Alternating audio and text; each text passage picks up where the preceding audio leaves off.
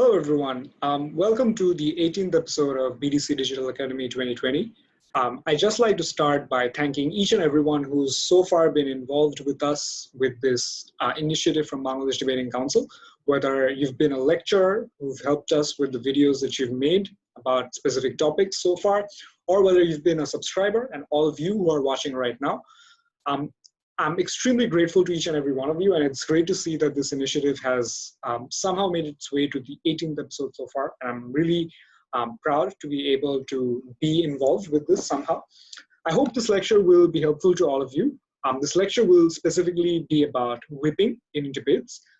A bit of introduction about myself before we move on to the bits and pieces about the lecture, right? My name is Rifayat Zafeer Wafee. I'm currently a debater for IBA Dhaka University. I was formerly a student of Sunnydale School as well. So far, I've been involved with debating for around a decade. So I've had a lot of experiences with debating and with whipping in general, because even in school or even when I'm debating for IBA, I generally end up going as a whip in my team. So I like to think that I have some experience about this. I genuinely hope that this lecture will be helpful for all of you, and I'll be successful in helping you guys get slightly better or have a better understanding of whipping. If you do have any questions, feel free to reach out to me on Facebook or email me at zwafee@gmail.com or any other means that you find convenient for you. I'd be absolutely willing to answer any questions that you may find about this. So just to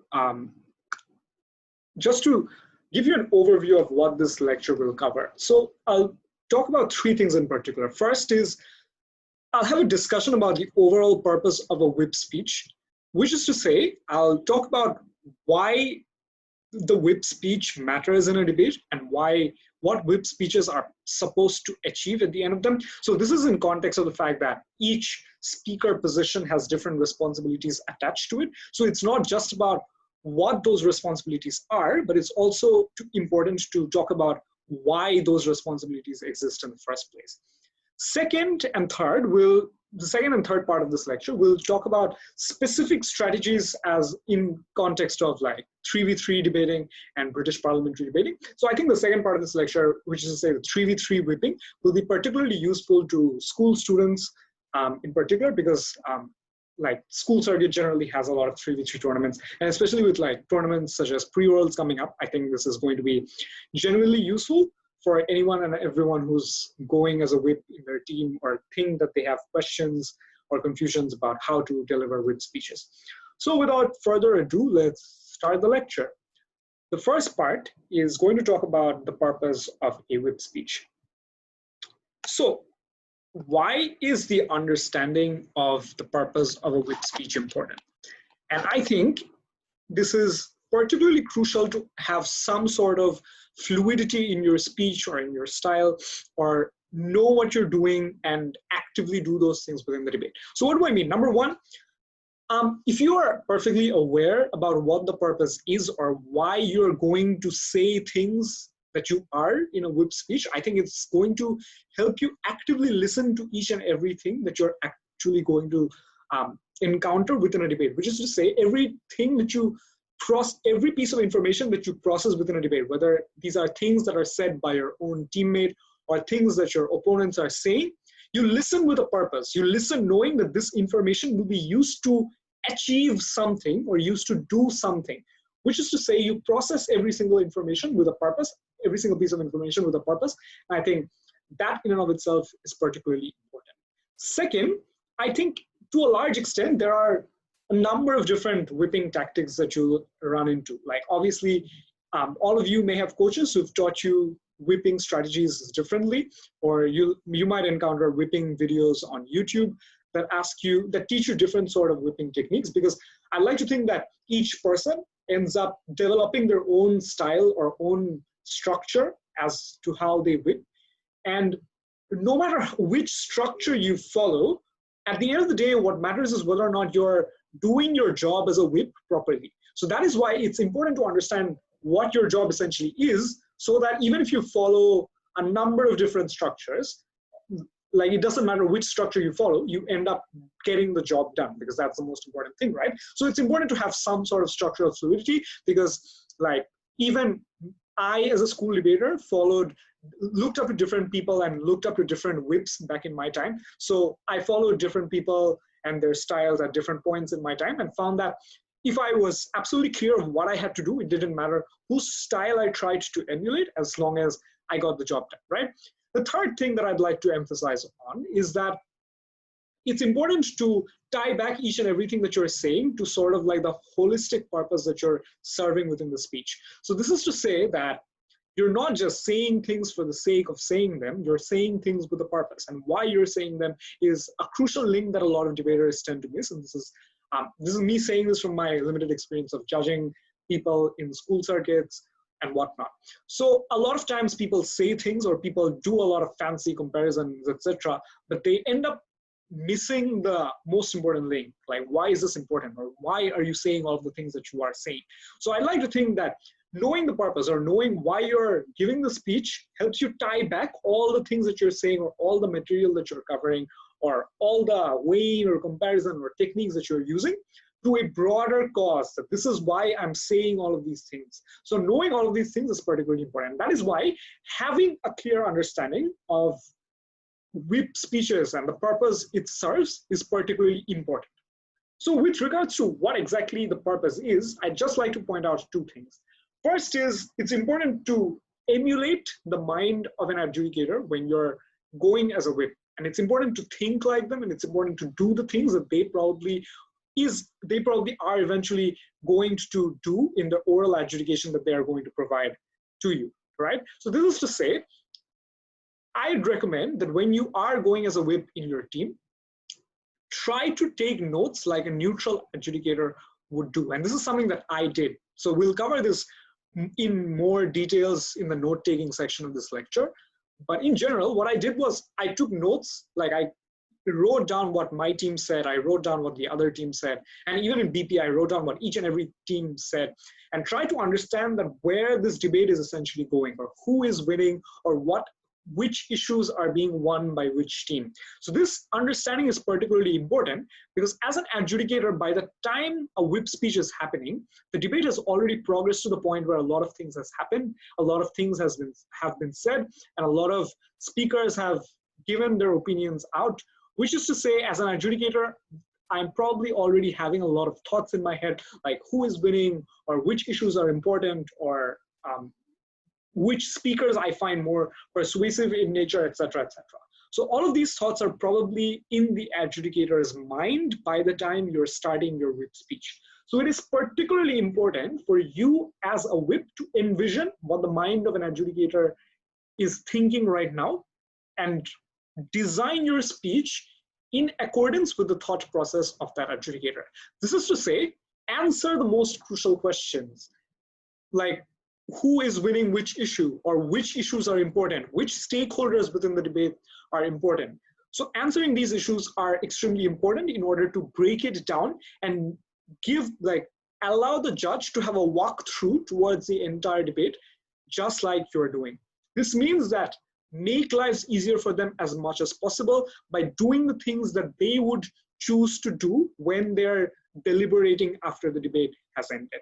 So I suggest that having some sort of judging experience will also help you develop as a whip. And this is something that a lot of seniors have also told me. For example, this is one of the best advice that I got from Shorlipal, like Australs champion right now, and my senior in IBA. So he used to tell me how he judged tournaments and then had a better understanding of what to do in a debate, because when he was judging, he used to sort of think what teams didn't do and what teams could have done, etc.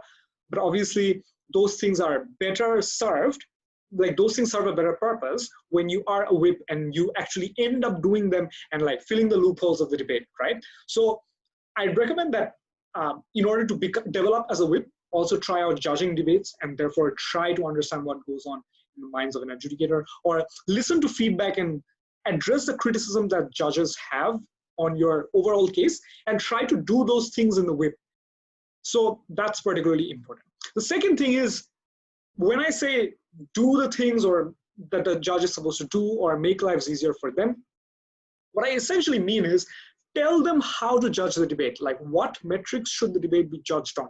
Is it the number of people that are being saved, or is it some like important stakeholder that are being screwed over at some point and you're trying to save them, or like is it some sort of ideology that you're trying to defend? What is the most important issue in the debate, and what metrics should the debate be judged on?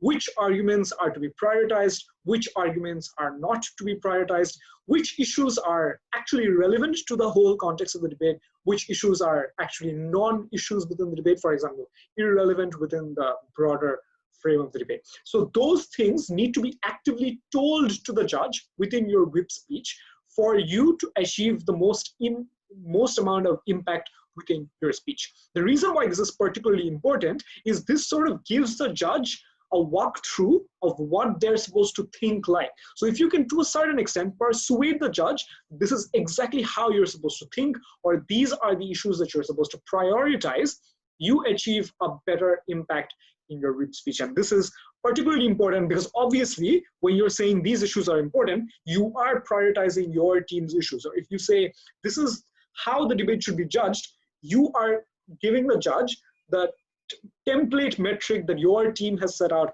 in the PM speech. So obviously all of these things increase your probability of winning the debate. And as a whip, that is the most important thing to remember. The judge's job is to ultimately supposed to end up making your team more likely to win.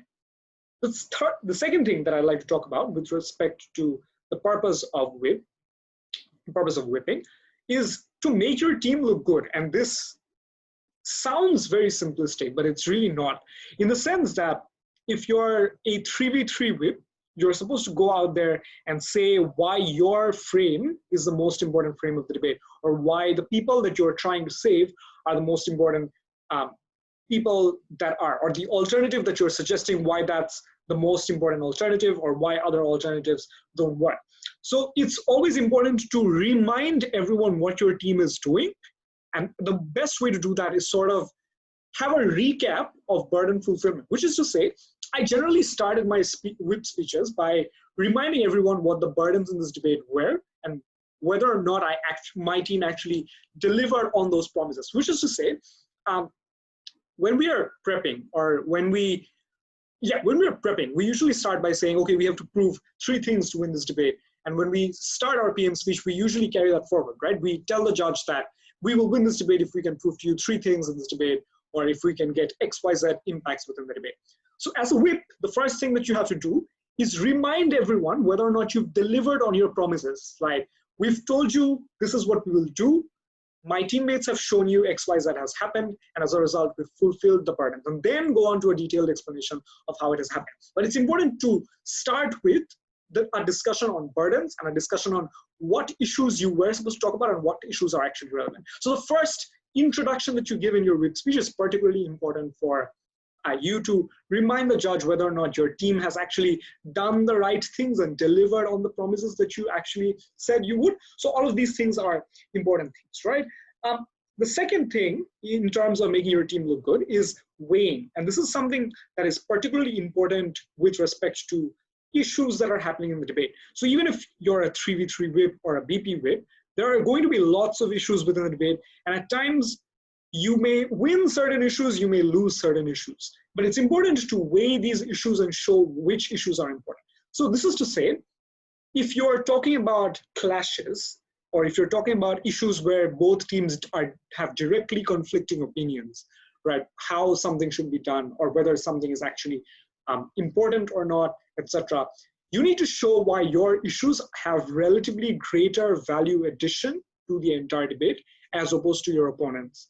So in 3v3, it's simple. You just compare it to one team. In BP, it's slightly more complicated because you have to not just beat one team, but you have to beat 3 different teams in a debate. So weighing issues and comparing with each team's contribution is particularly important. But it's also important to weigh the relative impacts of trade-offs that you're making or issues that you probably are not winning.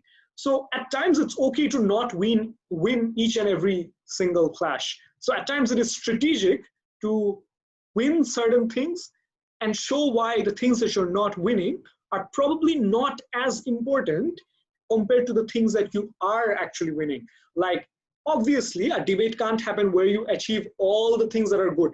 Debates happen with trade-offs, and therefore you need to sort of agree that you are trading off certain things. Like, if you, I don't know, if you defund the police, there are certain harms that the police department is going to have, like, that's incur.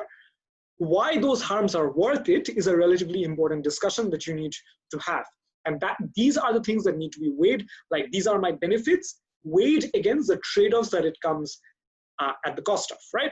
So these are the sort of things that you have to do on a constant basis, and how you do it, or like what things you say to do it, are secondary. So overall, what this section is going to tell you, it tells you, is that there are a number of things that you need to do and the reasons why they're important. And no matter how you do it, these are the responsibilities that you sort of have to fulfill, right? So that brings us to the end of section 1. So moving on to the next section, which is whipping 3v3 edition. And this sort of will specifically cover the strategies, structures, and thought processes that specifically applied to 3v3 whips, which is to say in formats such as Australasian or UADC or WSDC, etc. All of these are specifically covered in this section, right? So the first thing that I'd like to talk about with respect to 3v3 whipping is the thought process that you essentially have to follow throughout the debate, which means starting from prep to the end of the overall debate, there is going to be a train of thought in your mind, and the way you think is something that is going to be very important in the way that you deliver your speech.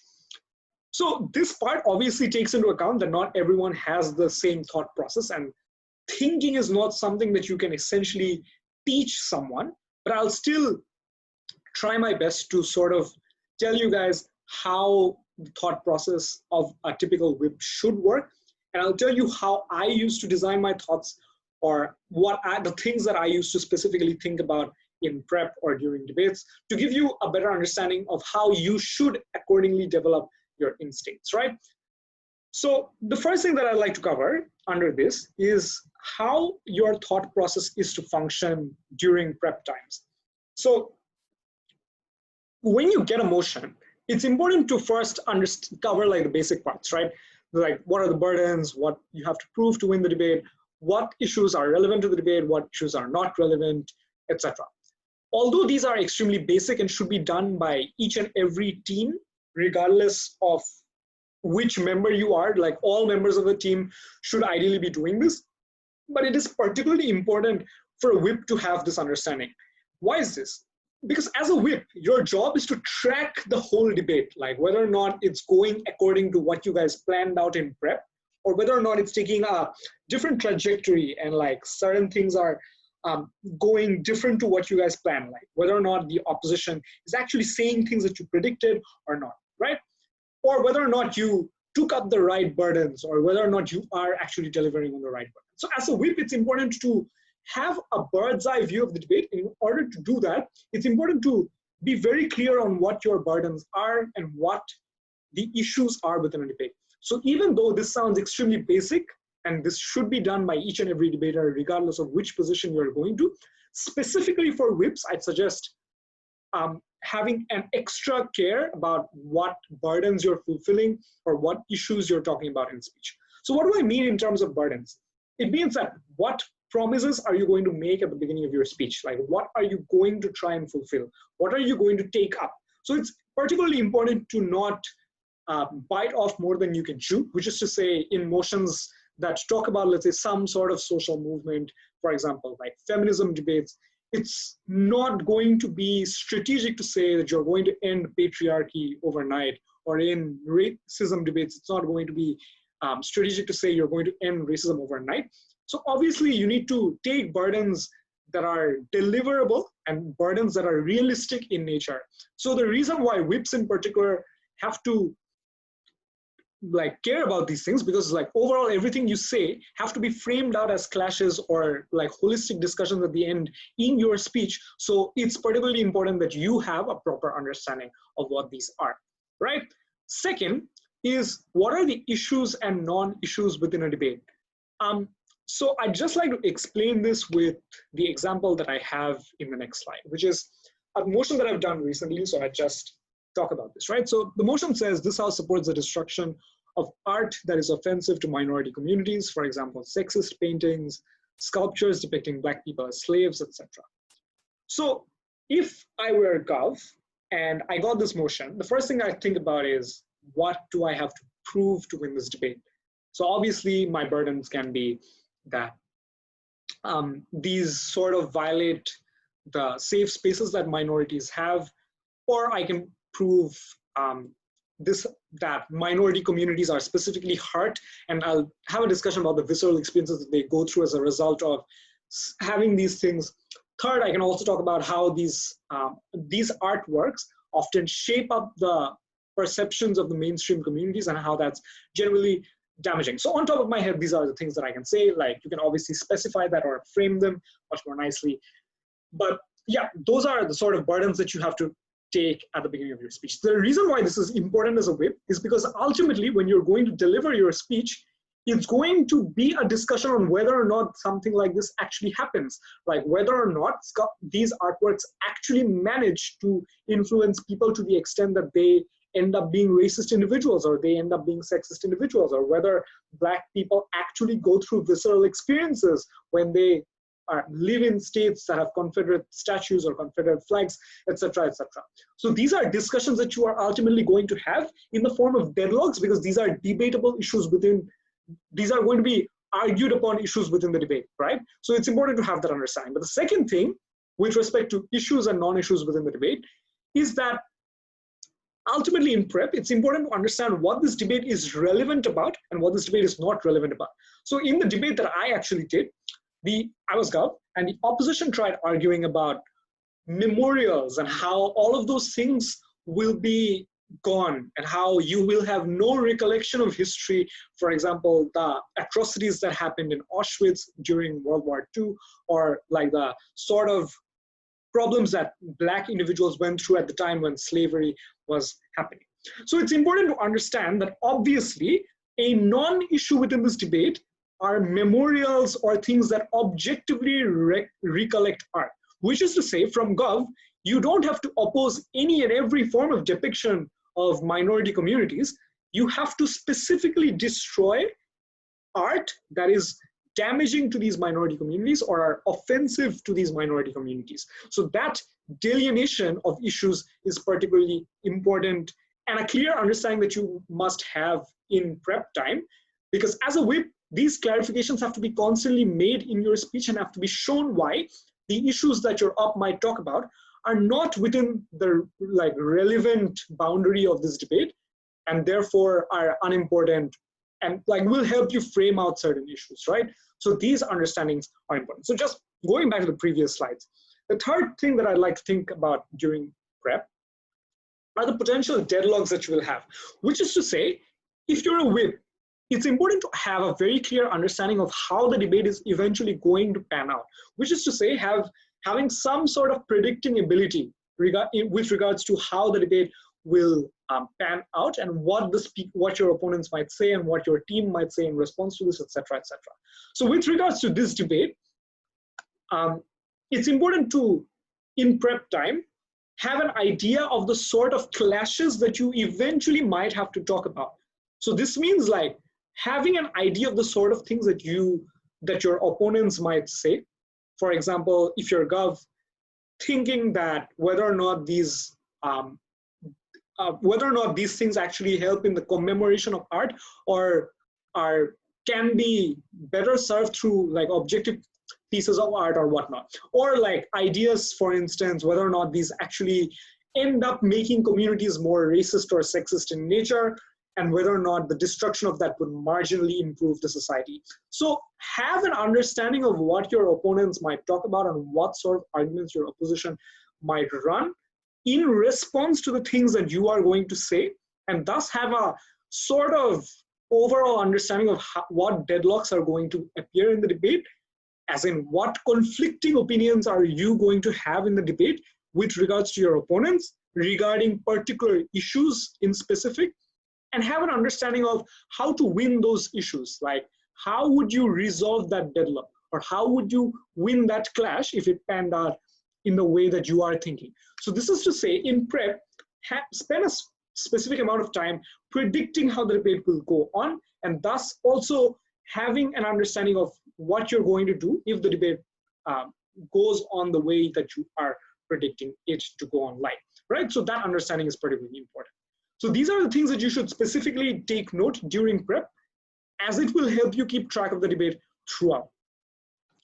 Right, so the next thing that we'll talk about is what your thought process is supposed to look like during the debate, right? So a large part of the debate as a whip, you have to spend in thinking about how the debate is progressing, and thus you have to track the predictions accordingly as to like how the debate is panning out according to how you prepped and whether or not your predictions are going accordingly or not. This is to say, obviously in the debate, you decided on some burdens that you're going to fulfill. You thought about the potential deadlocks. You thought about which are actual issues and which are actual non-issues within the debate. So a large part of your debate and the way that you're going to do it is going to be tracking the entire debate and tracking how your predictions are panning out. Like, is the debate, how much is the debate deviating from what you predicted it to be, and why the deviation has actually happened? Is the deviation within the debate happening because your opponents are unwilling to engage within your frame? Is the debate becoming parallel? If so, who is responsible for that? And how do you make the debate unparalleled as much as possible? Or overall, just seeing whether or not you've correctly identified the issues and not.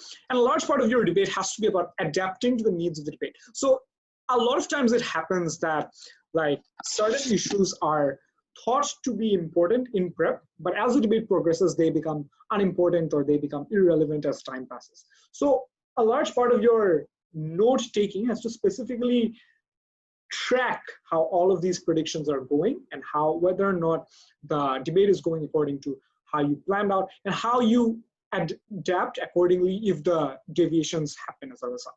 The second is you need to track each and every discussion that happens. This is to say, each and every issue that is being talked about needs to be tracked by the whip, which is to say what your team is talking about, which things your teammates are saying are important within the debate, or which things your opponents are claiming are important within the debate. All of these things have to be tracked, and you need to follow the discussion accordingly.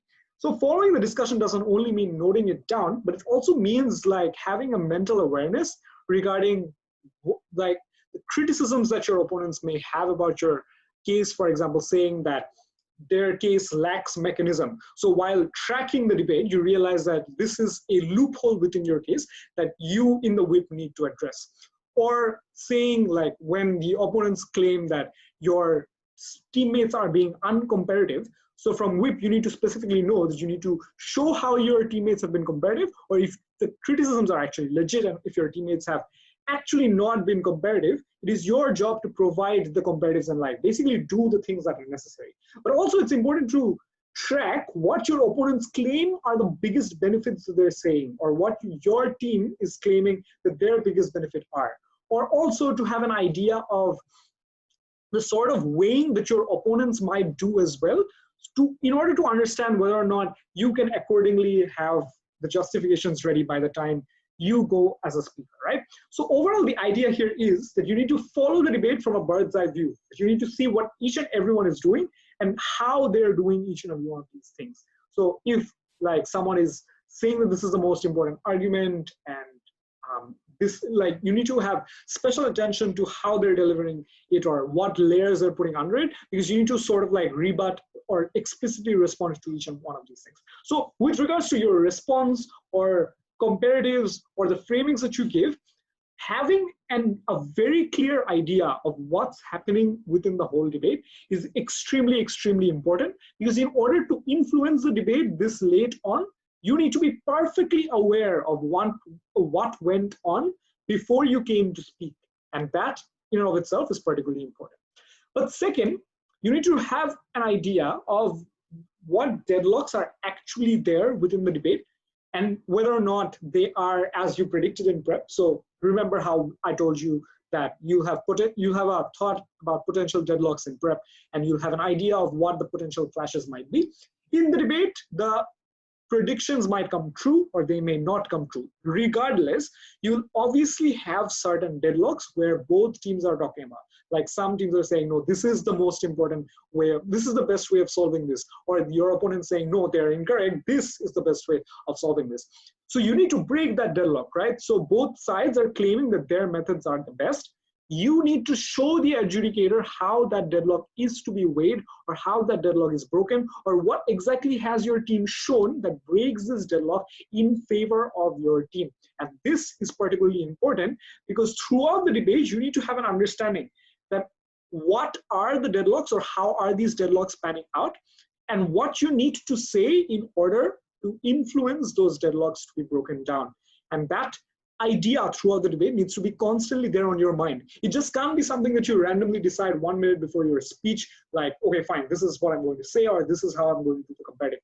Throughout the debate, as the issues progress, you need to constantly update your mind and constantly update your notes regarding the new additions within this deadlock and the new ways in which you have to explicitly respond to certain things, or new ways in which you can weigh up certain things, etc. So all of these things have to be done during the debate, and this is what your thought process is going to be like.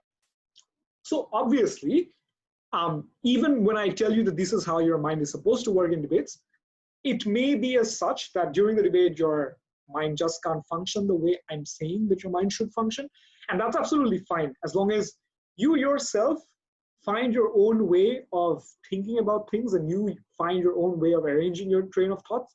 As long as you understand that there are certain things that you need to do. For example, you have to eventually break the deadlocks. Like, you actually have to efficiently deliver your clashes in a way in which it seems like you've dealt with each and every single issue. You need to deliver your responses in a way that encompasses all the criticisms that your opponents are making about your case. So even if you're not thinking the way that I'm saying, what I would recommend is that you practice following the debates in this particular method or template that I've just given you right now. So overall, like, it just gets better with practice, and that's as much as I can tell you, right? Right. So the next discussion that we'll have is the to-do list for whips, which is to say whips have to do a number of things within their speech. Obviously, it's not as simple as just talking about the most important issues and delivering the clashes and saying, I have 3 clashes, this is how we win the 3 clashes.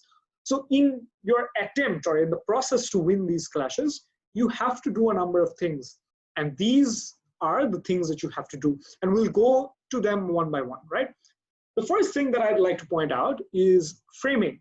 So I'm hoping that we'll have a detailed lecture on framing for BDC Digital Academy soon. If not, there are a lot of other different videos on the internet regarding framing. So check those out. But framing is extremely important in the context of modern day debating. So in particular, it's not just important to say that this issue is to be prioritized because this is the most important issue. You need to give the adjudicator reasons why your issues are the most important. Or if you say that this is how the world works, or this is the context in which we're debating, you have to give sufficient framing to back up your claims. And that is essentially what you constantly need to do.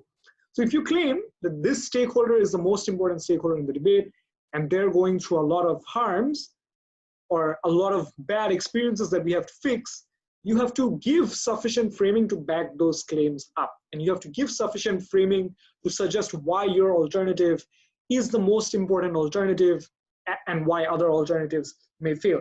So obviously, this is not something that's unique to whips in particular, but things that like all speakers in the team must do. But in particular, when you are delivering your clashes and when you are comparing the issues, a lot of things that whips have to do are directly contingent on the amount of framing that you give. This also means weighing the issues in a way in which they seem like your issues are the most important issues. For instance, if you realize that there are trade-offs that you are making within the debate and there are certain things that you can't win, for example, like there are certain issues that you, no matter how much you try, these are things that you can't, these are inevitable things that will happen regardless. So if that is the case, then it's important for you to give sufficient framing and justifications as to why that issue is unimportant or why that trade-off in particular doesn't matter in the broader context of the debate or is okay to trade off. And these things are particularly important. So like, for instance, if we look back at the previous motion, this house supports the destruction of art that is offensive to minority communities. So obviously the trade-off here is that some art is going away. So a common op argument that I've seen in a lot of debates is, oh, these things need to exist because we need to have sophisticated discussion regarding why these things are bad, and we need to teach people why things are offensive, etc., etc. So the obvious trade-off here is that you are removing these forms of art from public view and from everyday existence, and that is why the amount of discussion that you have about these things may go away. This is something that you can have a trade-off about. However, it's important to frame the issue as such that it's more convincing to the judge that this issue isn't likely to be in the way that your opponents claim it to be. For instance, give sufficient framing to suggest that, number one, the people who support these art, or the people who, like, let's say, want to have the so-called discussion about these issues are not people whose minds you can probably change. For example, if there are individuals who are joking about things that are actively racist, no matter how much people teach them to be, these are probably not people who are going to change. So these are not your target audience with whom you can have sophisticated discussion regarding why things are bad. So challenge the likelihood of something that the op is saying is going to happen. Or say these are like certain sexist things within pop culture. For example, a lot of Bollywood movies propagate a lot of problematic storylines which propagate rape culture, etc. So it's important to have a discussion regarding whether or not the viewers are actually going to be open for all of those discussions. So you see what I'm doing here? I'm saying that, sure, those things are going away, but the way that the op is saying will probably not, the way that op is saying that things will pan out is probably untrue because of XYZ reasons. So it's not just trading off and saying that's not something we care about. It's trading it off and framing it as such, as something that is not, that is a benefit that is not going to be achieved in the way op is saying it to be. So it's essentially a technique that you use to ensure that the things that you are trading off or the world view that you are saying is more believable compared to what your opponents are saying. So essentially it's saying that my issues are way more believable, my worldview is way more believable, or the arguments or the benefits that I'm claiming are way more likely to happen. So it's giving, framing is basically, as Sajid Khandokar tells me, is everything. And like, so all of that, all of the things that you say to back up your arguments or like place your arguments within the debates are particularly important. So in order to have a better understanding, I'd suggest like look up videos on the internet that you might have about framing. Also check out other videos of places like European Debate Training Platform or Astana Debating Union, etc., which may have videos as such. Also, there will be a further video on framing for BDC Digital Academy, so keep an eye out for that as well. But that's essentially what a whip has to do when you are delivering your clashes, right? The second thing is to keep note of the loopholes within your team and the loopholes and the areas where your team is essentially lacking certain things. So when you are tracking the debate, it's not just going like seeing what your team is saying, it's also in order to see what your team is not saying, which is to say some ideas may have been discussed in a certain manner in prep, but they're not coming off in the same way in actual debating as you intended it to be for a variety of reasons. You're like, the opponent might be strawmanning you, or the opponent might be pointing out major loopholes, or in prep you just might not have thought about some major glaring error within your layers of analysis, etc. So it's important to identify where your team is weak, and the way you do that is, number one, being very cognizant of how the debate is panning out, tracking the debate and realizing like where the gaps in analysis are, like which things if added could make the analysis more believable or more solid. But also it is being cognizant of what your opponents are saying about your case. Like, what criticisms are they making? Are they saying that your case lacks analysis? Are they saying that your case is unrealistic in nature? Or are they saying that your benefits are over exaggerated? Or are they saying that like your worldview only applies for a niche that is like not worth sacrificing a large benefit for, etc., etc.? So obviously, like, opponents in debates make a lot of criticisms about your case. It's important to identify what those criticisms are and have a very clear understanding of how you're going to deal with those criticisms. And that's particularly important because often the way that these criticisms are made can persuade the judge into thinking that your case is actually bad, or that your case actually lacks certain things which might end up making you lose the debate. So as a whip, it is your job to make sure that you fill every single loophole out there and you make your team look like they are not, like, they haven't come off short in some way, right? So it is to make sure that you deal with the shortcomings of your team and fill in those gaps. If they say that you don't have mechanisms, specifically make sure that you harp on the mechanism and you spend a large amount of time within your speech saying that these are the megs that we have within our speech, and this is exactly why our case does have a mechanism.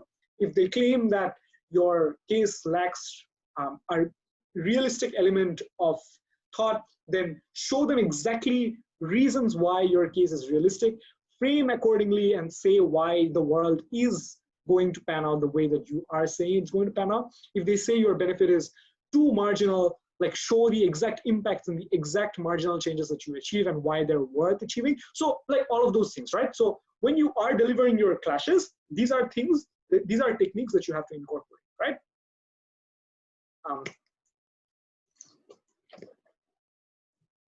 Right. So the third thing that I'd like to talk about is, while you're identifying your own team's mistake, it's equally important to keep an eye out for things that your opponents are not doing, because these are things that you have to call out. Similar to how I've told you that your opponents might call out certain things and might persuade the judge that your team has fallen short of actually delivering what they were supposed to do or actually analyzing the arguments properly, etc. It is also your job to do the same for your opponent, which is to say, if they haven't responded to a particularly important argument in your previous speakers, call that out. Say that these are the reasons, or like these are the arguments that they have left out, or these are the things that they have left unresponded to. And it's not just important to say that these are the things that have been left unresponded. It's also equally important to say what value that adds to the debate and what that means for the debate, the fact that your opponents have left it out, right? So it's not just enough to say they have not responded to XYZ arguments, okay, moving on. It is important to say, look, this is not something that they've responded to. What does this mean for the debate? This means that everything my previous speakers stand, and what that means is XYZ happens, and that is an uncontested benefit in this debate due to the lack of responses from their side of the house. That's number one.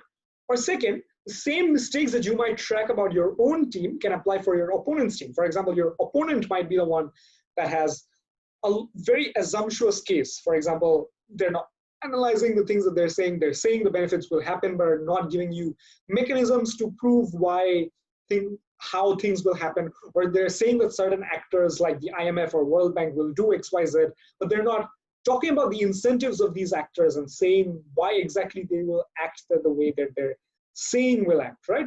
So it's important to call these things out, and it's important to give reasons for why your criticisms are important and relevant to the debate, and why they are indeed so fatal for your opponents within the debate. So that is particularly important, right? The fourth thing is responding explicitly. So I've seen a lot of people use this tactic that rebuttals will be integrated within my clashes. That's something that they say, but they end up never really responding explicitly to the arguments that come from their previous speakers. So even if you are integrating your rebuttals within your clashes, it is particularly important that you point out the exact arguments that you are taking down, or the exact claims that you are disproving by saying the things that you are saying. So it is to point to the judge that, look, I've told you I integrated my rebuttals. Here is the explicit response to XYZ argument run by the previous speaker. So if you're the Gov Whip, this is particularly important because the DLO often dumps a lot of matter and you have to respond explicitly to those things. And it's important to remind the judge and remind the audience that, look, these are the explicit responses, and this is not just me being dismissive. So in a lot of instances, if you don't explicitly say that this is why your argument is incorrect, or even if your argument is true, here are the reasons why we are still better off, or like it's worth the trade-off, etc., is to make sure that that the judge doesn't think that you're being dismissive of a large chunk of important things that are coming from DLO, or a large chunk of material that's coming from OpWhip. Sorry, DLO or GovWhip, right? So it's important to recognize that while you're making your clashes, a lot of things may not fall directly within your clashes, which is to say clashes, like we'll talk about this in depth later on, but the way a lot of people frame clashes is they talk about the most important issues of a debate, while there are lots of other fringe issues within the debate that are less important or that have been overall gotten less airtime within the debate, right? But it's important to understand that you, as a whip, that you don't leave out things that can potentially make you lose the debate.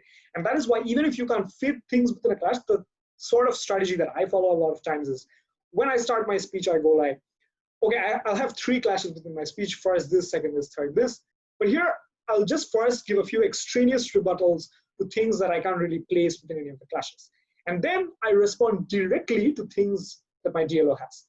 But obviously here you need to make sure that you're not being repetitive, that you're not responding to the same things first, separately with like before your clashes, but then within your clashes you're talking about the same thing. That's just being unstrategic in the way that you like allocate your time, allocate your speech time to things.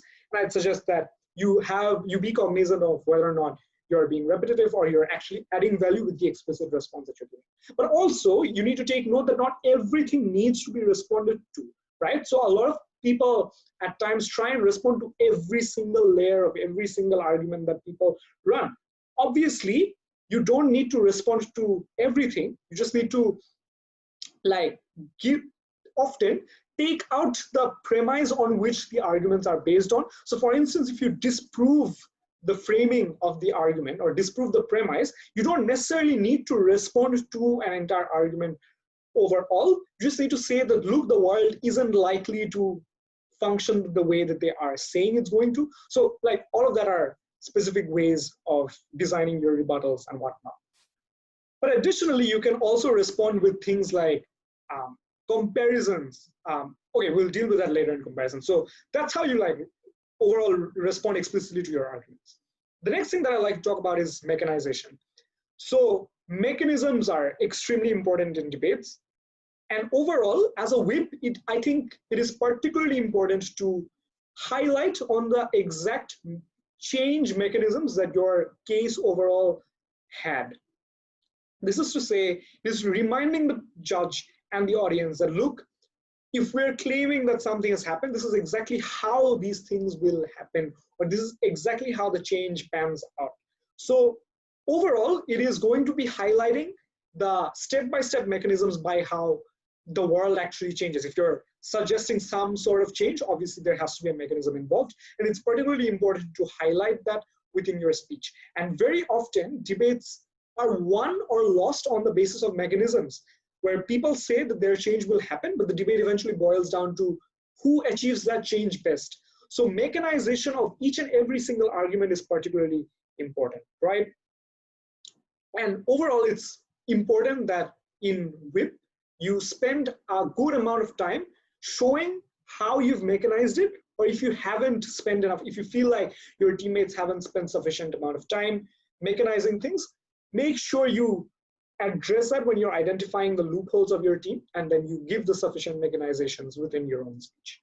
The last thing with regards to this is comparatives and how you have to compare every single thing within a debate. So remember, everything in debating always happens in a scale. So it's not just important, it's not just enough to say, not just enough to list down a bucket list of benefits that things might have.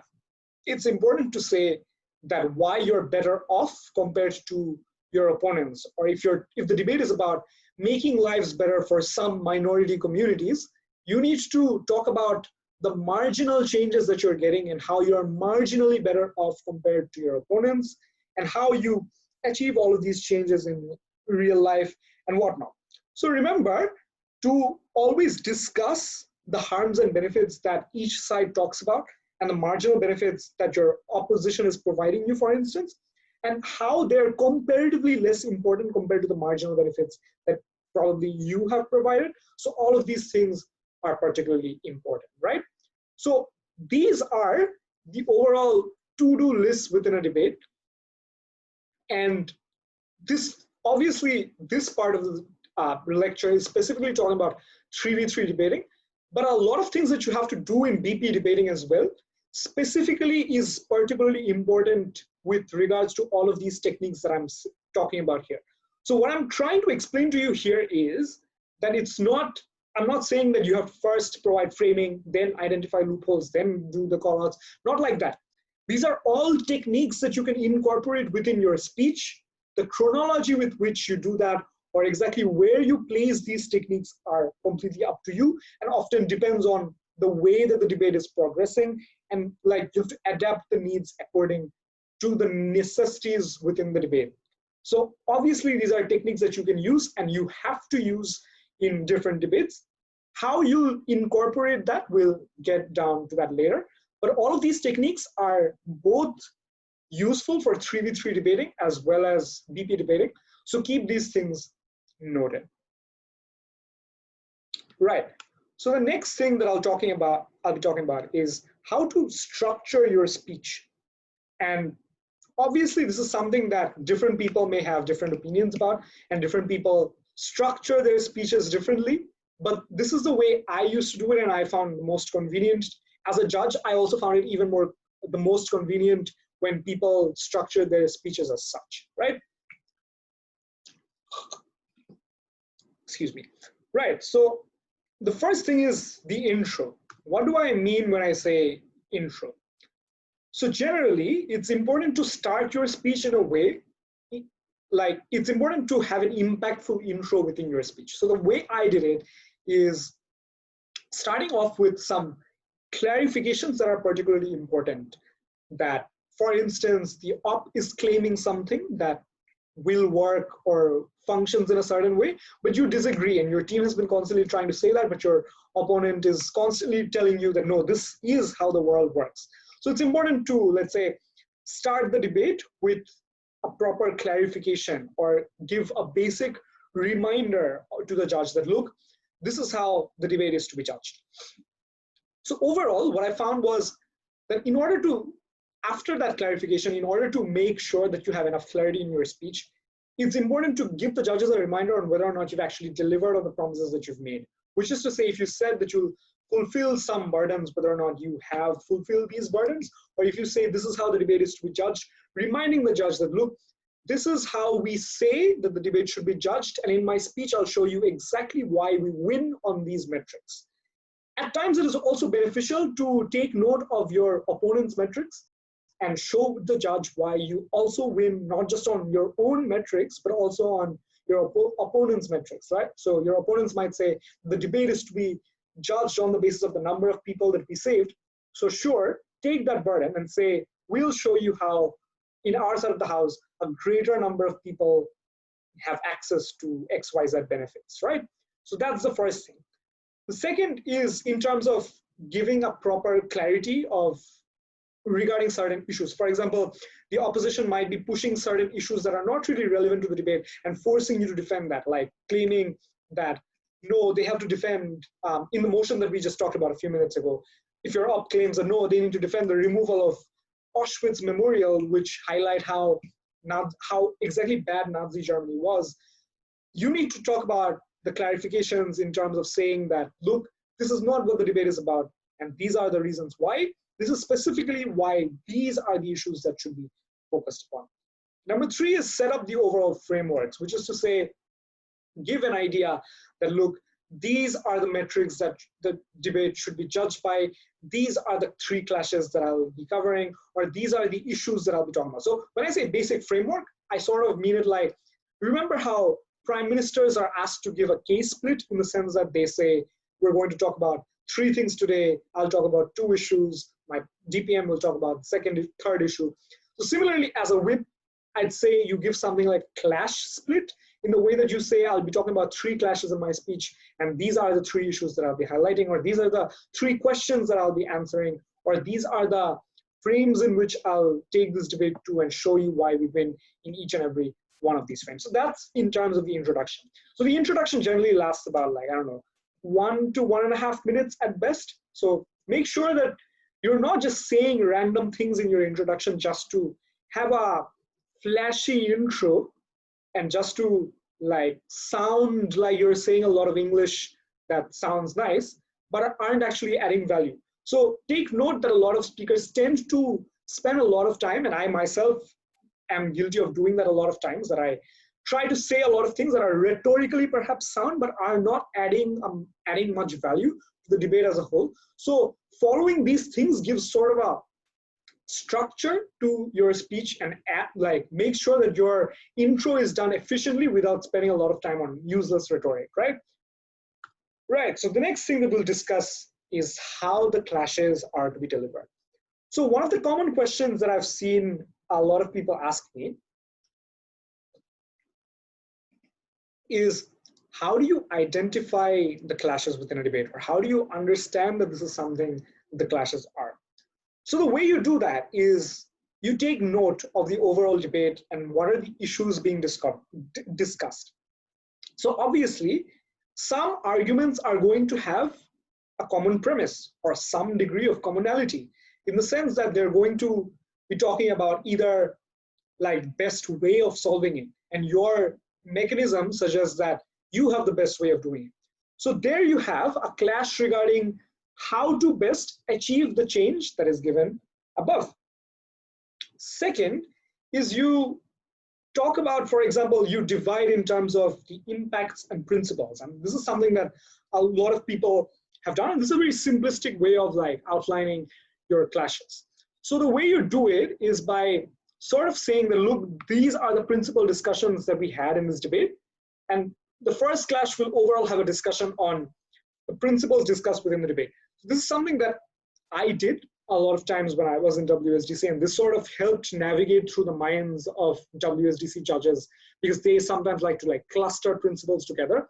In this way, you can say that independent of all the impacts that we are discussing today, if we show you that we are principally more sound, this is something that should be done because we are morally obliged to do so, this is something that's beneficial.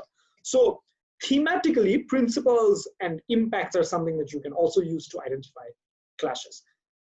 Third is just asking yourself, like, what are the most important issues within this debate? So let's look at an example. I think I'll be more clearly be able to tell you guys how to identify clashes if we like look at a motion, right? So the motion, this is also something that I've recently done. This house prefers a world where romantic relationships are initiated by an algorithm that matches prospective partners to a near perfect degree. So I'll repeat again, just so that if anyone's taking note, you guys can note it down. This house prefers a world where romantic relationships are initiated by an algorithm that matches prospective partners to a near perfect degree.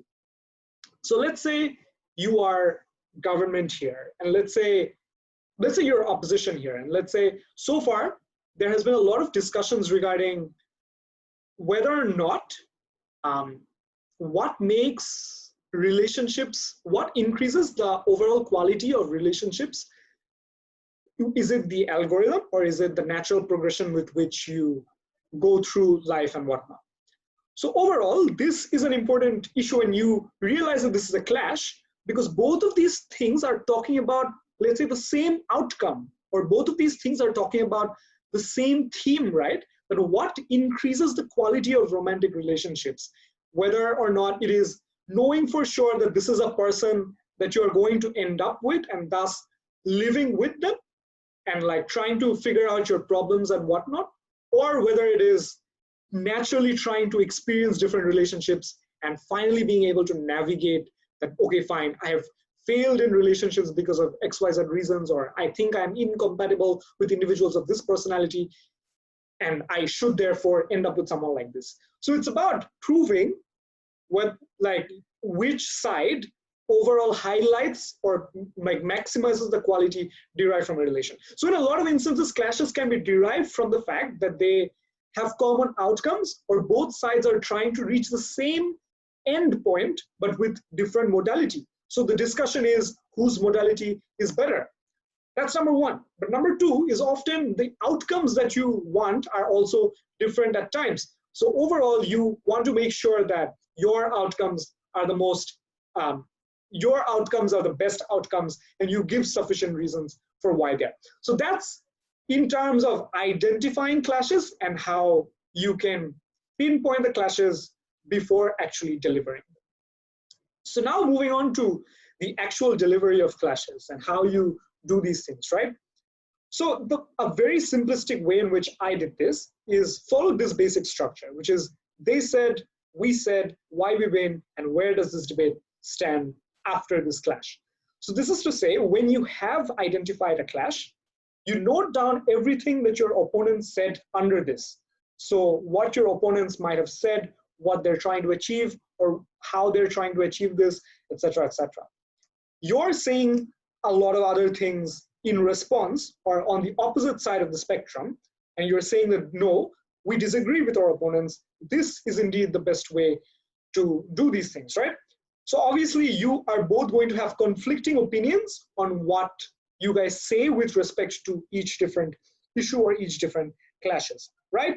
So overall, it's important to weigh out what both teams said about each of these things, and thus show why what you said is more effective in making you win this debate. So this why we win structure is particularly important in order to make sure that you say that, look, these are the things that they said, these are the things that we said, and here are the reasons why we win.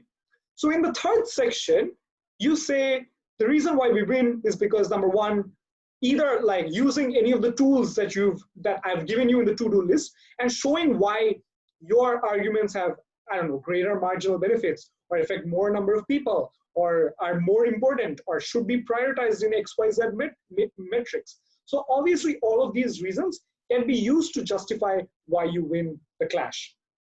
But even if there are certain issues that you can't win, you go on to mitigate them as much as you can, which is to say, don't admit that, like, obviously certain trade-offs are meant to be taken like very directly. But if you realize in the broader scope of the debate that this is probably a clash that you can't probably very evidently win, you need to end up making sure that you ensure that you show the judge that, okay, look, even if like all the things that they say are true, here are the reasons why their benefits are either being exaggerated, or their harms, they're ignoring XYZ harms, or what we are saying is far more important with respect to what they're saying, or like all the other things that you can do, right?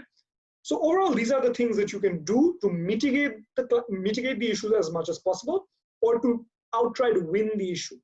So it's important to show the judge what exactly the tipping point was that made you win this clash. Is it a crucial layer of mechanism that allows you to achieve something that is not possible in your opponent's world? Or is it some actor that is incentivized to act in a certain way, an incentive structure that is absent in your opponent's world, etc., etc.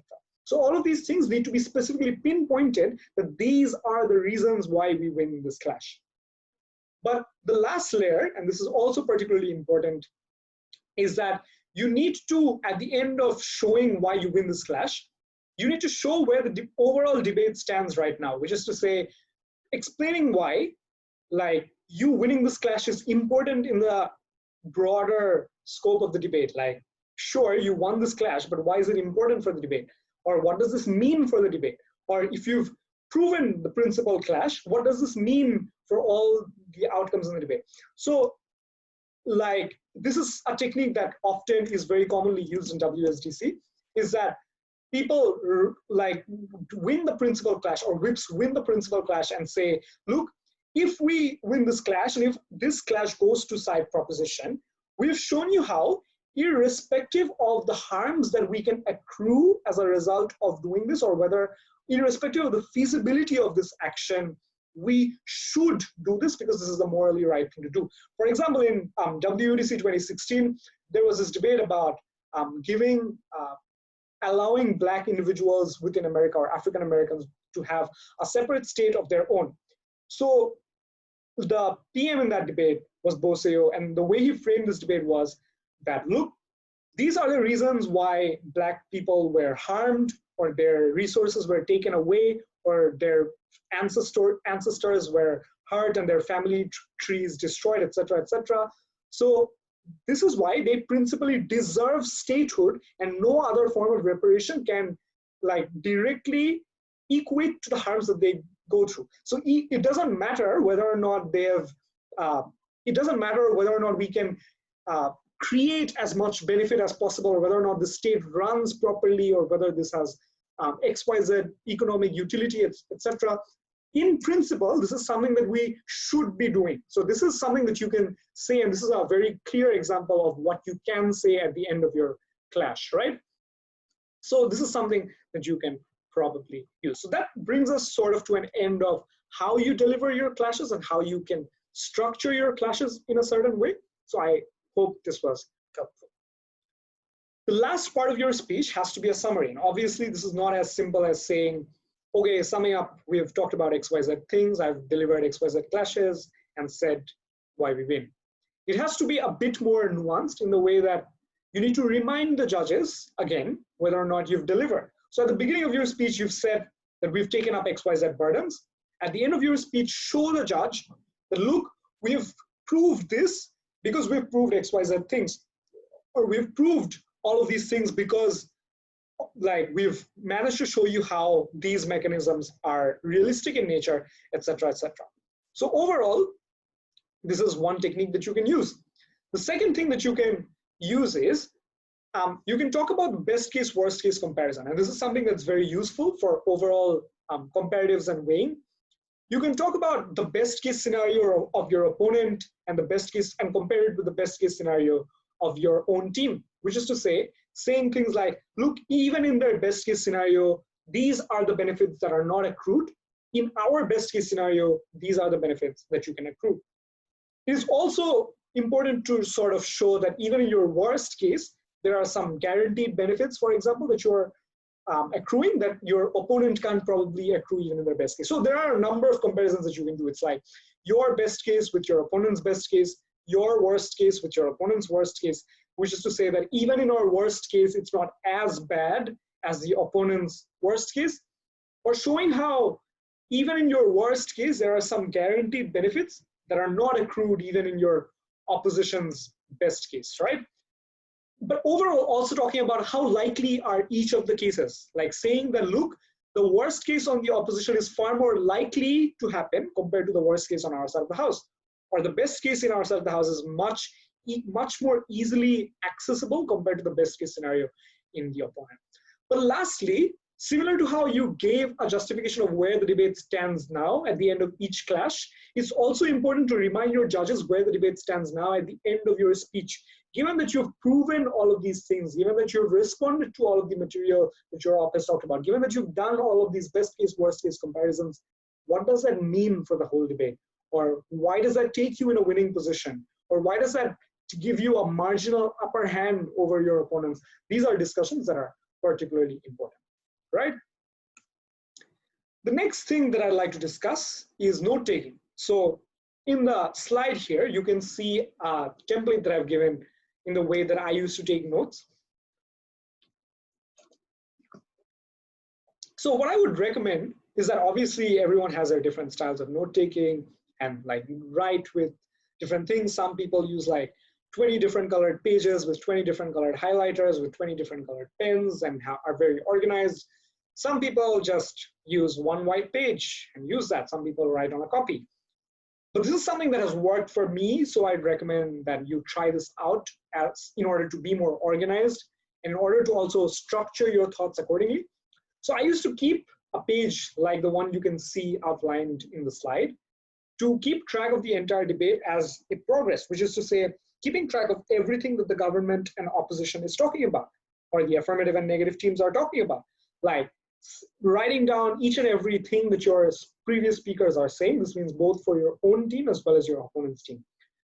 This sort of helps you identify the issues that are being talked about, and you can, like from one glance, you can see all the issues that are being discussed, and overall this sort of helps you keep progress, right?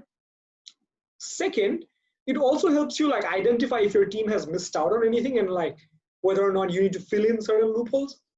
But second, I'd also recommend keeping a specific page for framings and clarifications, like particular things that you have to clarify about the whole debate as a whole, as opposed to specific issues.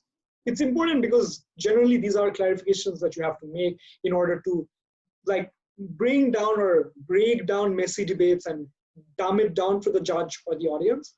But also you must keep separate pages for each clash or point of discussion. So this is just me, and I'm quite of an organizing freak, and I like to keep all of these things well organized. So this is something that I follow. This is something that obviously you guys can do in order to make sure that you get better at like organizing your own speeches and whatnot.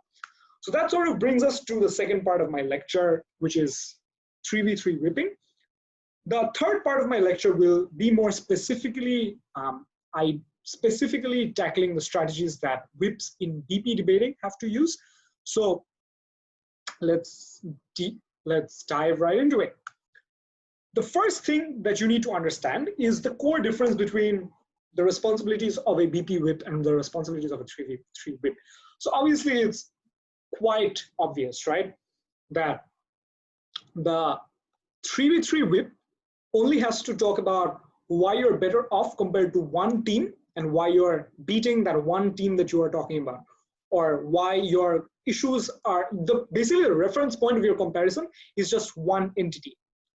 Obviously, the responsibility of a BP whip is closely linked with the responsibilities of the overall closing teams within BP, which is to say it's not just enough to say you're better than the up bench as a whole or better than your upper house, but it's important to note down specific tipping points in the debate which take you above each and every single team. And these are things that have to be outlined, right? So this is the core difference. Before moving on, I'll just have some more water.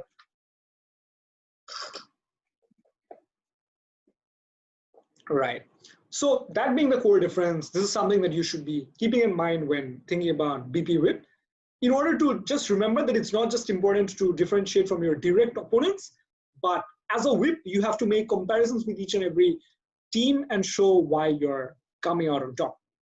So obviously this talks about the thought process within debates. Right. So before that, I'll just answer a common question that I've faced in, like I've seen a lot of people asking that, how do you whip in BP? Do you go team by team, or do you go issue wise, or do you talk about the issues that each team specifically do? Like, what do you do? The answer is it's a bit of both, which is to say it's somewhere between in the middle of both extremes. Like you don't do absolute team by team. You don't just say, okay, I'll first rebut my OG, then I'll rebut OO, then I'll rebut CO and show you why we're winning. It's kind of weird to do that, but it's also weird to not talk about teams at all.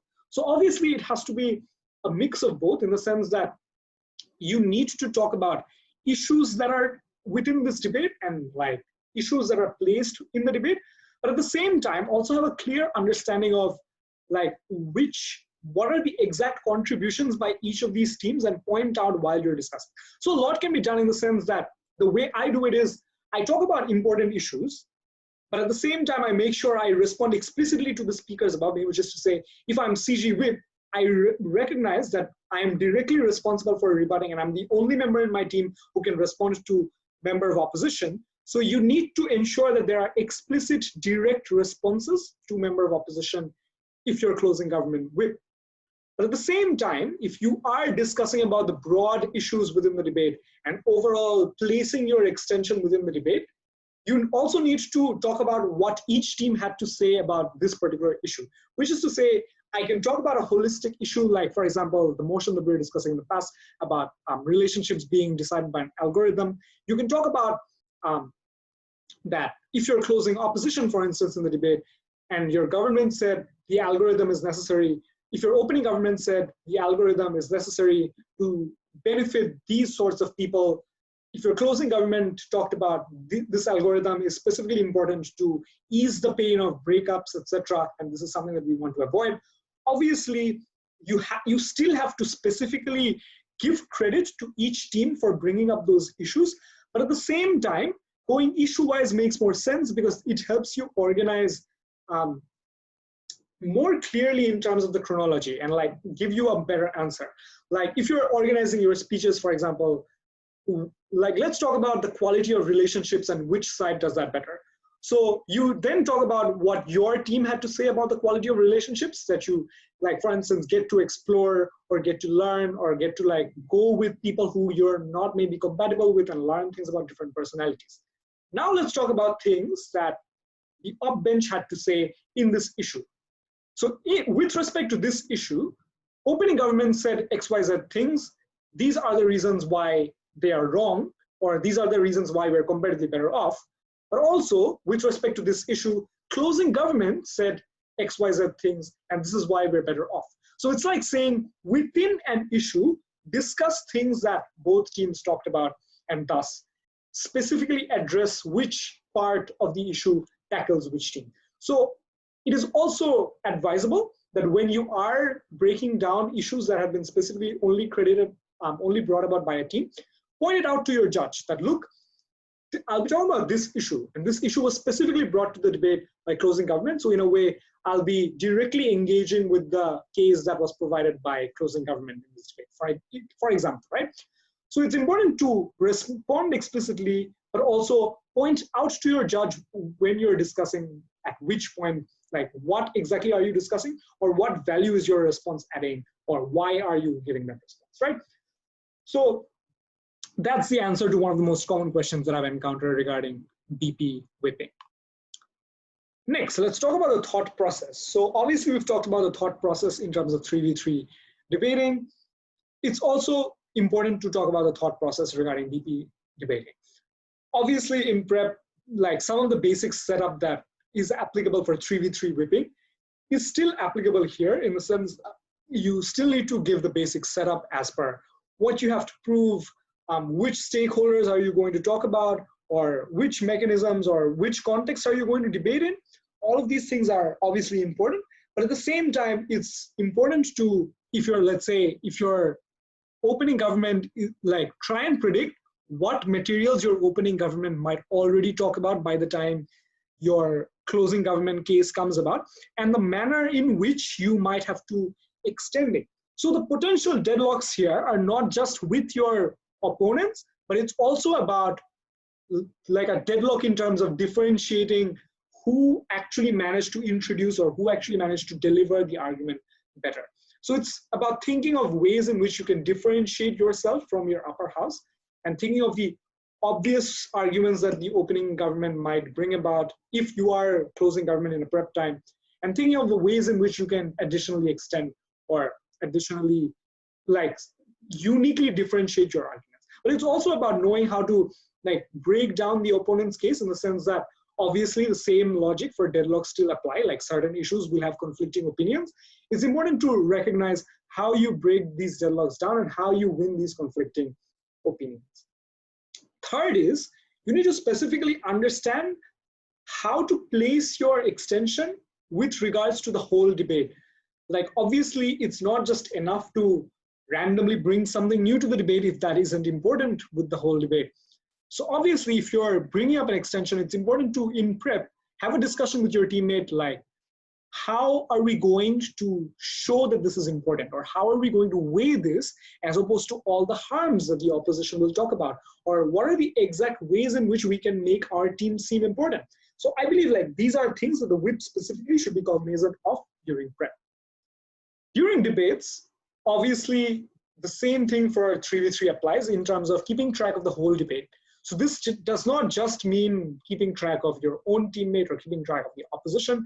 I think it's also equally important to keeping track of all your opponents, which is to say your upper house as well as your opponents, which means keeping track of what your opponents say. So in prep, if you come up with a really fancy idea that you think no one in the world is going to be able to recreate. But in the first minute of PM speech, you realize that the PM has already like eaten up your extension.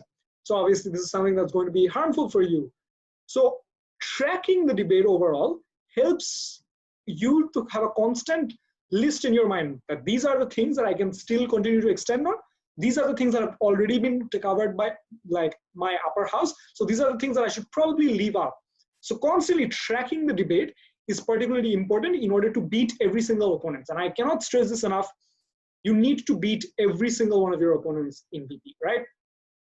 But third, it's also important to keep note of what your opponents are saying, which means if you're a closing government and if opening government has a particular manner in which they're responding to the arguments brought about by opening opposition, you also must have a way in which you have an exclusive response, which means at times you have a different way of rebutting their arguments or a different way of disproving their premise. So all of these things need to be constantly tracked during the debate. But it's also important to, like 3v3, track the deviations that you're going through and accordingly keep a game plan to beat each and every single one of those teams. Which is to say, by the time that your whip speech arrives, you need to be perfectly clear on how you're going to point out to the judge on how you overtake each and every one of these teams. Which is to say, how do you exactly overtake opening opposition? What aspects of their case are you going to show that are worse off than you? How are you going to beat closing opposition? How are you going to beat your own upper house? Which is to say, have a game plan in mind with which you can reasonably compare and tell the judge that these are the reasons why we win against each and every one of these houses. So the tipping point that takes you over each and every one of these teams has to be specifically outlined. And this is something that is important because, like, remember how I said the purpose of a whip speech is to think like an adjudicator? So what the adjudicator will probably in deliberation constantly think how each team beats one another. If you make those comparisons and if you show how you specifically overtake each team, I think that's generally beneficial for a judge who's also looking for that answer. So you're giving that answer to the judge. Right, so that brings us to the end of thought process.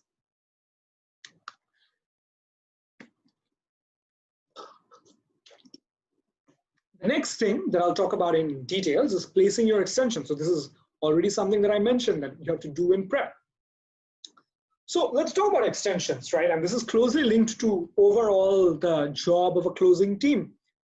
And it's not like, even if I tried, I couldn't separate the job of a whip from the job of a closing team as a whole. So overall, the job of a whip in BP is very closely linked to what a closing team has to achieve. And extensions are an extremely important part of that. So the reason why this is important is because people often think extensions mean just adding something new to the debate. But people often forget the second part of extensions. So they have to be a blend of two elements. They have to be a blend of exclusivity as well as relative importance within the debate. So it's not just enough to show that your extension is new. It is also equally important to show that your extension is relatively important in the context of the debate with regards to what your upper house has already talked about in the case. Like if your upper house is talking about 5 exclusive impacts that they're having and you're talking about a new impact, it's important to weigh why your extension is far more important than all the other things that your upper house might have talked about. It's also important to place your extensions strategically in context to the responses that you might have to your opposition. So your opponents might be demanding a lot of things like having criticisms about how your world is functioning or saying that your world lacks XYZ things.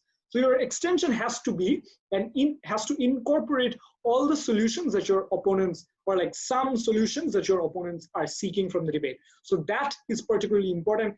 And in your whip speech, it is particularly important to harp on what your member has already talked about, which is to say, if your closing government and the member of Gov has run an extension and shown why they're important, it is important for you as a whip to recognize which parts of that analysis requires more expanding. So this is particularly important because certain extensions have to be, or like certain parts have to be analyzed much further. And if you're closing government, or any BP team for that matter, you just have a lot of responsibilities because you're having to engage with a lot of different teams. But let's say you're closing government and your close member of government went up, spent a large amount of time rebutting opening opposition, and then spends a relatively small amount of time on one extension while spending more amount of time on another extension.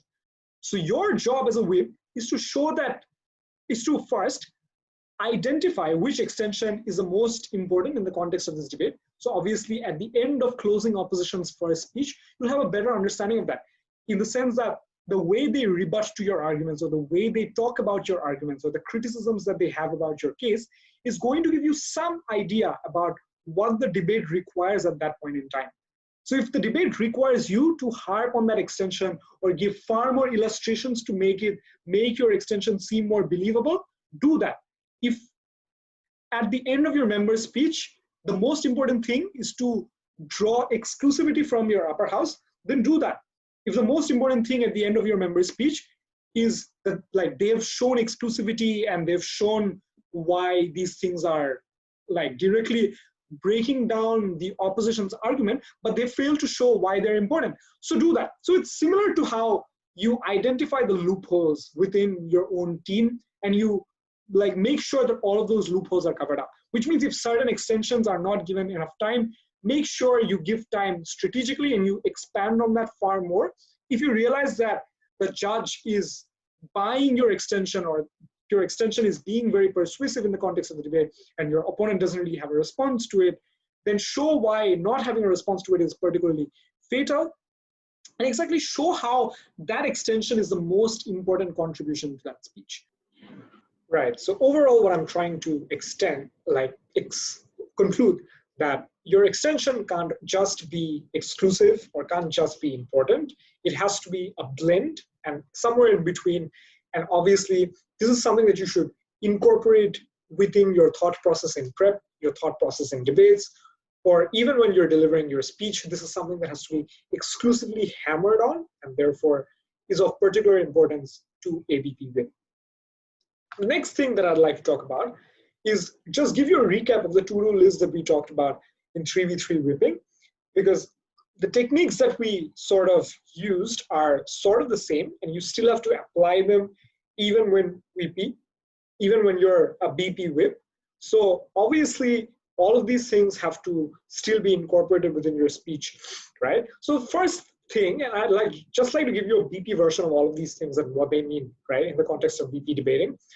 So the first thing is when you're actually framing the debate, obviously this sort of applies the same in the sense that your rebuttals or your world building, all of these have to incorporate framing that sort of give your own extension the most amount of importance and therefore show why the world that you're building or the world that you are talking about is the most important or is the most likely one, or all the reasons why something is likely to happen, or why the world works the way that you claim that they do, and why not according to your opponent. So this is a very effective tool in sort of like framing something to be principally important in terms of like framing being used to differentiate certain arguments. For instance, you and your upper house may talk about the same issue in the sense that you both talk about like saving some people or giving a solution because some minority groups are vulnerable or whatnot. Some may frame it in the sense that this is something that is a principal obligation on your part, for example, donation or something that you're principally obliged to do because you've benefited off of something, etc. Or like you can talk about the framing in terms of how the number of lives it will be lost, etc.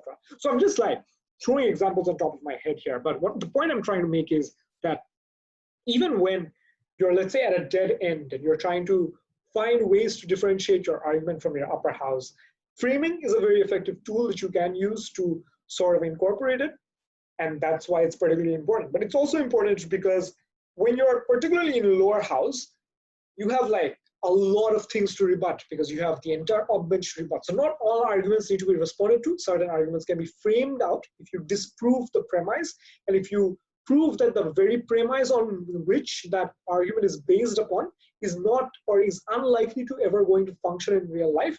In a way, you're dealing with that argument, but that's a more strategic way of responding to that argument, right? The next thing that I want to talk about is identifying loopholes, and it's sort of the same. Like the sort of discussion that we were having a while ago about like placing extensions. For example, if you realize that your member did not spend enough time talking about the differentiating your extension from upper house, that's a loophole that you have to fix.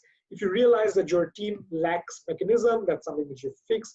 If you realize that in the context of the debate, your arguments are not being seen as important as the rest of the teams in the debate, then make sure you spend a sufficient amount of time doing that. Which is to say, just like follow the debate and adapt to the needs of the debate and learn to figure out like what exactly am I supposed to do to win the debate? What exactly is my job, or what exactly is the most pressing question in the minds of the judge when it comes to my team, which is something that I must do as a whip in my speech to fill that loophole out. In terms of callouts, like before moving on, so identifying loopholes. So this also means identifying loopholes within your own bench, right? Which is to say, if you realize that your opening government talks about a very nice case but have missed out a very essential part of the setup, like some sort of a model in which they've done something, like show them how you're the first side in the house to do that. Show that, look, we are the first side in the house to give you a mechanism by which this happens, or we're the first side in the house to actually discuss about the process by which this is happening.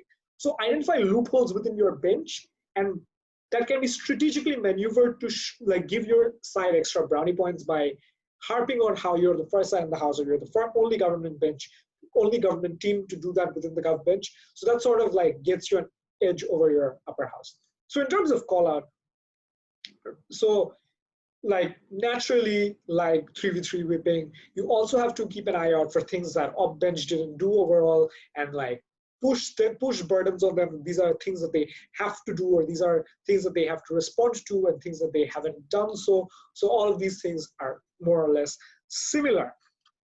Responding explicitly, and this is something that's particularly important in the context of BP. So if you are a BP whip, and you are, let's say, you are going after the member of opposition, which means you are the closing government whip, you need to respond to their material effectively, and like you have to strategically understand how much of that explicit response is needed. Which is to say, if you realize that their issue is something that is so different from what the rest of the issues in your speech is supposed to concern about, you can have an active attempt of like having extraneous rebuttals at the start of your speech which deal directly with them. But what I generally do is, before I talk about the issues in general, or before I give like an issue-wise breakdown of the debate and what each team has to say about each of these issues, I just find it genuinely helpful to sort of at first engage explicitly with the first speaker of the closing opposition and say things like, for instance, these are the arguments, these are the ways in which I deal with them, or specifically attacking their premise. And then if you feel like some parts of that are incorporated within your clashes anyways, and say it out to the judge, like tell them that, look, these are the places that I'll explicitly respond to. The other parts of that argument will be, the responses to the other parts of my argument, other parts of that argument will be incorporated within the later part of my speech. So it's like, either you respond directly to your closing opposition member, or you tell the judge or pinpoint exactly where in your speech you're going to respond to them, so that it doesn't seem like you're being dismissive of your closing opposition, or it doesn't seem like you're being dismissive of anything. And that's going to be extremely important, right? Because you're the only member of the closing government team that can deal with closing opposition. So it's particularly important how you respond. So responding to closing opposition and sort of preempting the responses that might come from closing op is also a valuable part of your speech. But what I'm trying to say is that either deal with it extraneously or point to the judge how you're later on going to deal with them. But overall, at least have some sort of discussion between, like, about the material that came from the closing opposition member, right? Because that is particularly important to remind the judge that you have it in account of what they said, and thus you're going to deal with them somehow later. Next part is mechanization. So naturally, like all whips have to do, both in 3v3 and BP, you have to harp on your mechanisms. You have to show how you're getting to that process of change. The way that you don't sound sort of repetitive is like having further discussions on the sort of things that your member have talked about. So it's like this. If your member has given the mechanism sufficiently, obviously whipping is not just repeating things that they said and hoping to God that the judge has written it down. It's also about extending or making sure it becomes way more believable than it was 7 minutes earlier, which is to say, if they've said a lot of things about mechanisms, give few more illustrations to add to why that's more believable, or give few more analysis, give a lot more analysis to suggest why that mechanism is likely to come true. But also, obviously, there is going to be a lot of opposition response to your mechanism directly. Either that, or they're not going to respond, in which case, point out that they haven't responded to your mechanism. But if they do have criticisms of your mechanism, deal with them and still show the feasibility of your mechanism. And that is particularly important because like debating right now is very much dependent on mechanism of change, and the better you deliver that and the better you illustrate that within your speech is going to be important. But like I said, there needs, like, you obviously have to understand at which point talking about the mechanism becomes repetitive, or at which point you're no longer adding any value to what your member has already said. And this not only applies to mechanisms, but this also applies to extension. So just saying that my member talked about this extension, so this was the extension if you forgot, is not value addition to the debate. You're just repeating what your member said. But it's important to add further analysis to make it more believable, or add more illustrations to like absolutely drive that point home and persuade the judge as much as possible. The last thing that I want to talk about is compare. We'll just discuss it in details later, so I don't want to extend on this right now. Right, so this is the part where I was talking about, we'll discuss about comparisons, right? Weighing. Remember, and like we've already discussed about this, it's all about relative importance, which is to say, how important are your benefits in comparison to what the other sides are saying? How important is your benefits, are your benefits compared to all the other benefits that, let's say, opening government is giving, or opening opposition is giving, or closing opposition is giving? So the difference between 3v3 whipping and BP whipping here is that you not only have to discuss your benefits in contrast to the conflicting benefits provided by opposition, but you also have to discuss benefits provided by the same house for the same cause, but show why your benefit is far more important. This means using techniques to, for example, talking about the number of people that you affect, or the degree to which this is important, or even giving a principle framing to how important is it that you take certain courses of action. So all of these things are important. The reason why I've separated this between BP and 3v3 is because a lot of times it is particularly important for you to track down, before you actually give your speech, who is your closest opponent, or who is most likely to take that first above you, or take that rank above you. Which is to say, your, like, every team that you're talking about, every issue that you have to weigh is going to have to be about overtaking one more rank, which means if you're weighing with opening government, it has to be done in a way in which it convinces the judge to give you that one rank above them. If you're weighing against the benefits of opening up opposition, it's to convince them to give that one rank above you. So all of these things have to be incorporated. The reason why it's slightly complicated, because obviously there are 3 teams and a lot of issues that you have to incorporate when you're speaking. But look, it's important to talk about the benefits that everyone is providing and the trade-offs that everyone is having, and incorporate all that comparison within each of the metrics of each of the teams. And it is particularly important for you to show why your issues are far more important than theirs, or the closest opponent that you have. So obviously in your speech, the most amount of time that you will spend is to try and beat your closest opponent. Because, like, for instance, there are debates when you can clearly identify that there is one team that's going to surely take a fourth and that's not going to beat you. But there are teams that might be the deciding factor. There may be one team which might be the deciding factor between you getting a first or second.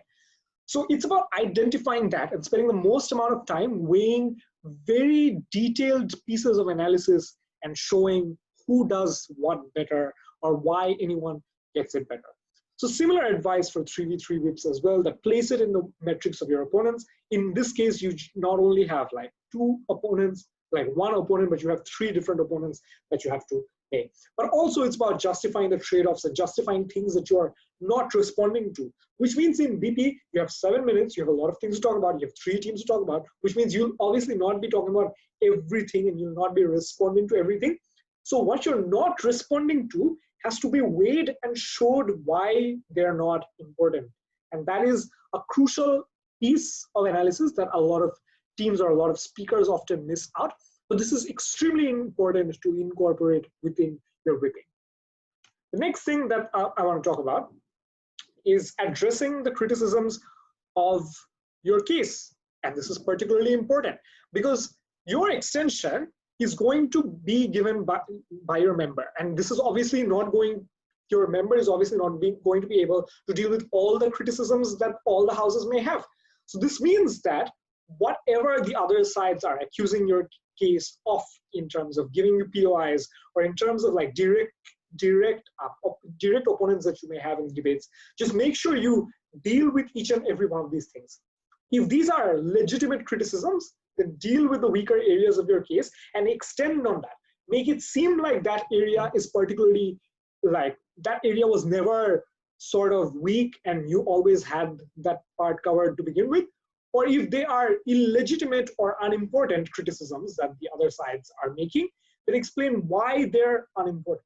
But at the same time, be very critical of your case in the sense that in a debate, it's often easy to understand that your opening government might have had a greater volume of things that they said or that they added to the debate.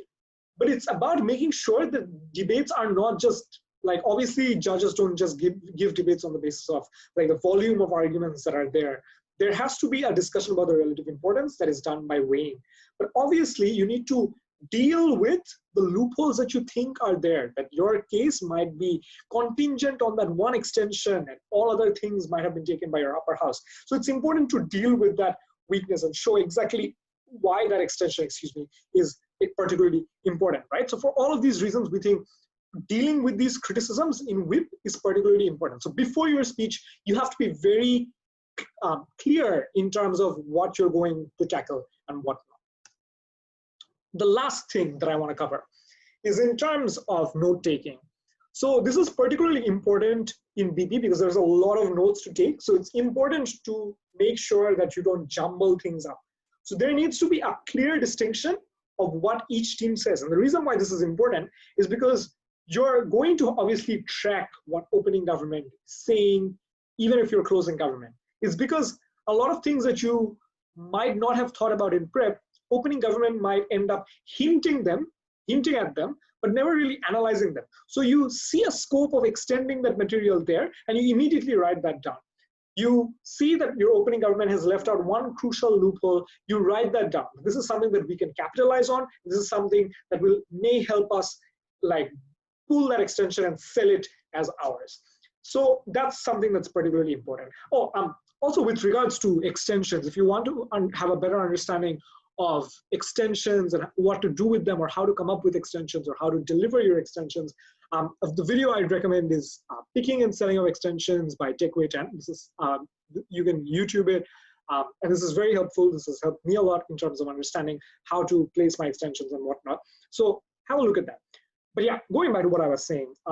So that's number one, that keep track of what each team says, because it's not just important to note what you are going to decide to say, or if your opponent has said one argument, it's not just enough to think that, oh, they've taken up our extension, so there's no point in pursuing it anymore. Note the way in which they make those arguments, because often you'll realize that they're leaving certain things out, and that gives you a window of opportunity to like sell that extension as yours. So I think that's of particular importance. But also keep track of exactly which issues are being discussed by which opposing side, which means in your speech, when you are having to respond explicitly, or even within issues when you integrate those explicit responses, it's important to outline that, look, these are the things that opening opposition talked about, and this is why we directly win the comparative against them. These are the issues that closing opposition talked about, and this is why we win the direct comparative against them. So if you have a clear note as to what each team said, you have a very clear pathway and very clear understanding as to what you need to do to beat each team, which means keeping it separate is often something that helps me, like keep a separate page and whatnot. Or if you want to, like in the same page, have like 3 separate sections for 3 different teams, that's fine as well. But the important thing that I'd recommend is just keep track of what each team is saying. Don't just ignore your upper house because they're saying similar sort of things that you are. Second is keep track of issues, which is to say, keep track of things that you possibly have to deal in terms of breaking deadlocks with, which is to say, in particular themes, what are each side saying? For example, if your team is talking about some, like for example, in the motion that we were previously discussing about romantic relationships.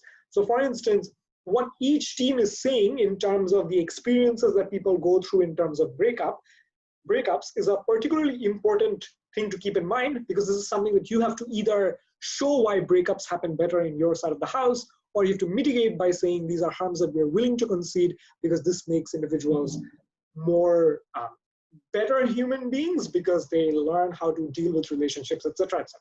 So my point is that take care of what each team has to say about each issue.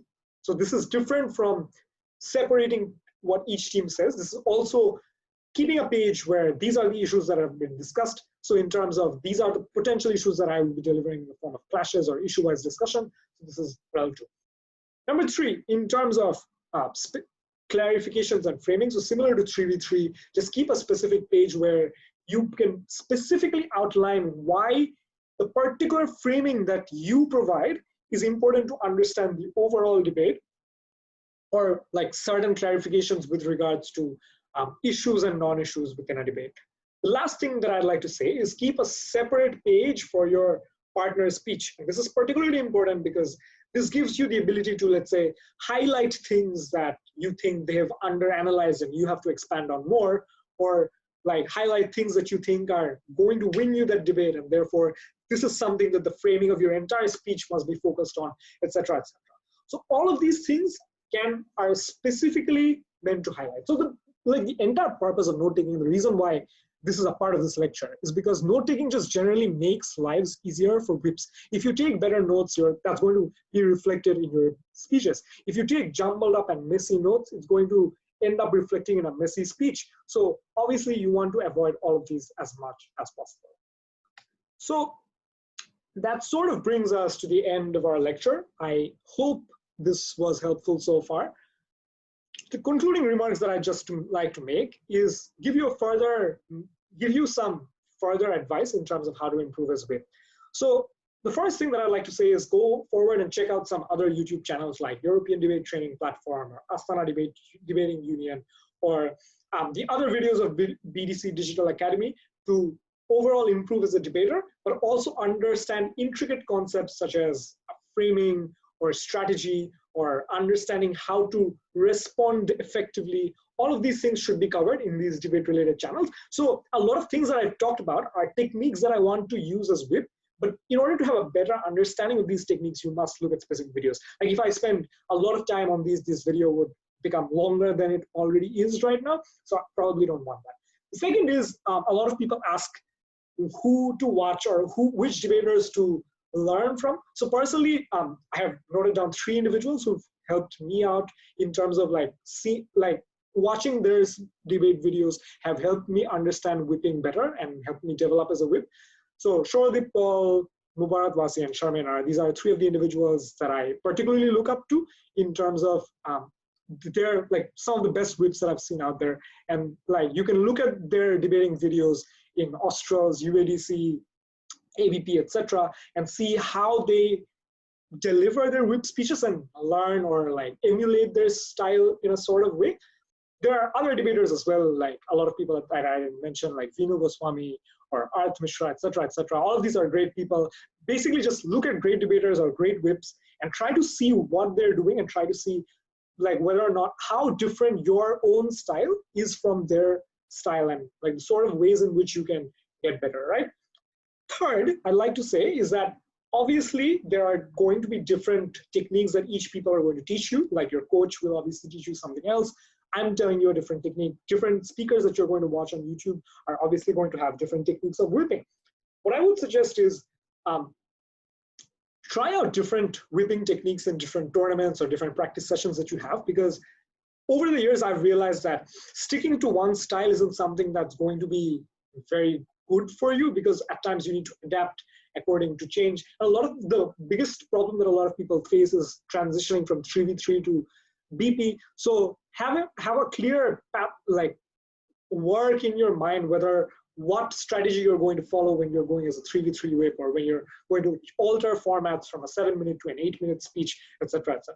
So what I would recommend is experiment with different styles and different formats of note-taking, or different formats of structuring your speech, or different stylistic elements of your speech, and try them out.